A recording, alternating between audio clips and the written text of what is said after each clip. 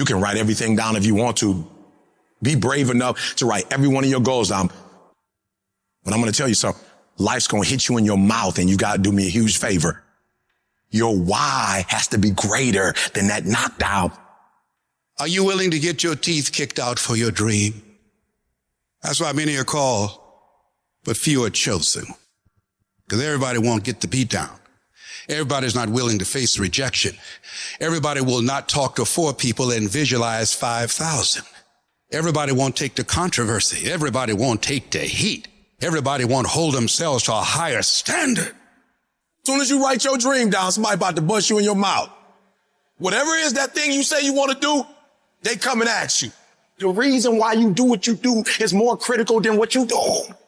Because if your reasoning is weak, you're not going to get it done. Why? Because life is going to beat you upside your head. Life will strip you to the core.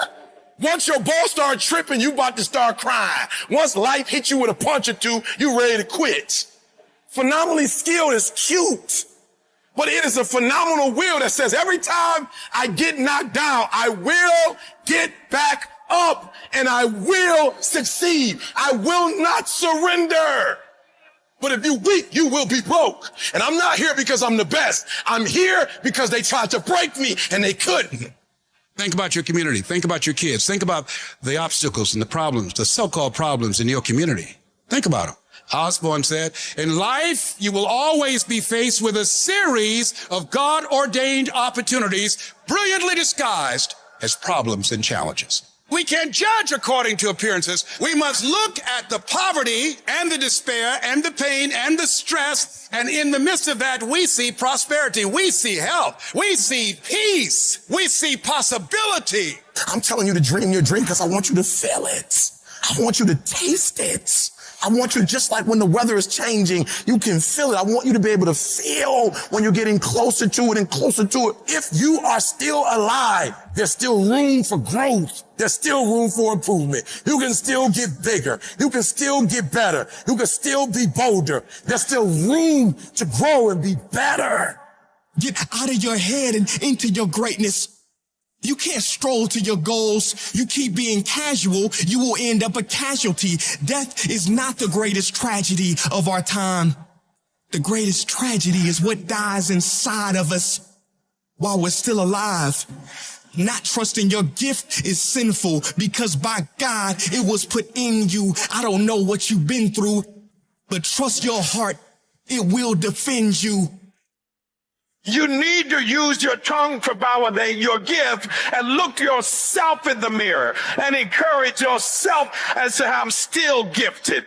I've been through some pain, but I'm still gifted. I've buried some loved ones, but I'm still gifted. I've had some setbacks, but I'm still gifted. Despite the circumstance, you can win. Despite the giants, you can win. Despite the adversity, you can win. Despite the obstacles, you can win. Despite the situation, you can win. Despite how much money you got in your bank, you can win. You can pull it off. Why do you do what you do? Why is that important, Les? Because when the storms of life come, and they're going to come, when life pounces on you, and that's going to happen, when it catches you on the blind side and drop you to your knees, and that's going to happen, when people don't come through for you and don't keep their words and don't support you or actively work against you, and that's going to happen, when you want to give up, and that's going to happen, your reasons will be your bridge over troubled waters. You got to know why you're out here, because you're going to get your butt kicked. But you got to know why you're there, because your reasons, when life drops you to your knees, your reasons will help you get back up. What are the reasons? Write down why you're here. Write down 5 compelling reasons of why you're going to keep your commitment to change your life. Keep your commitment never to go back to the life that you once lived. Keep your commitment to creating wealth for yourself, to taking care of your children, to be more responsible. Keep your commitment to live a life of contribution, to keep your commitment to be a conqueror and to act like it, and to have authority and dominion of everything in your life. What are those reasons? If life knocked you down, try and land on your back, because if you can look up, you can get up. Your reasons will help you to get back up again. What's that thing that's going to pump you up and get you over that hill? What's going to pump you up and get you over that mountain? What's going to pump you up and get you past that disease? What's going to pump you up and get you past bankruptcy? What's going to pump you up and get you past that crazy credit score you got? What's going to pump you up and get you to the other doggone side? I'm talking about hope. You got to be able to see it when it cannot be seen. You got to see it in your mind's eye. You have to see it happening. You have to see yourself writing the book before the book is finished. You got to see it. You have to see yourself graduating, even though the teachers are telling you that it's not going to happen. Even though you got the letter saying you're getting kicked out of school, that you're on academic probation, that you're dismissed. Hope, you have to believe in the unseen. Because if you can't believe in it, you will never manifest it. But when you believe in it, you demand the universe to assist you in what you're doing. And if you can see it before everybody else can see it, then it's going to eventually come to you.